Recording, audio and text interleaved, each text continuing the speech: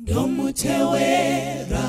kweseko ndadzidza kumusimbira ndotondera kundifira pamchinjiko weKalvari Jesu anditungamira murwendo rwese nguva dzese ari shamwari ndinotondera Kalvari ndofarira mtemo wake ndoda anditungamire rudo rwake rwakanaka rwaereswa paKalvari Jesu anditungamira rwendo rwese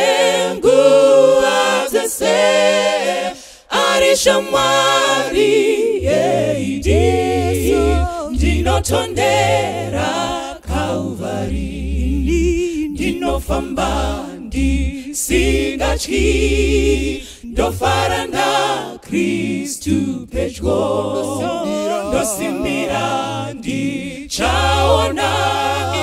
shamwari paKalvari Jesu anditungamira rwendo rwese nguva dzese ari shamwari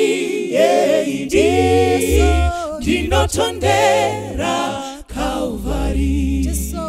Jesu anditungamira rwendo rwese nguva dzese ari shamwari ndinotondera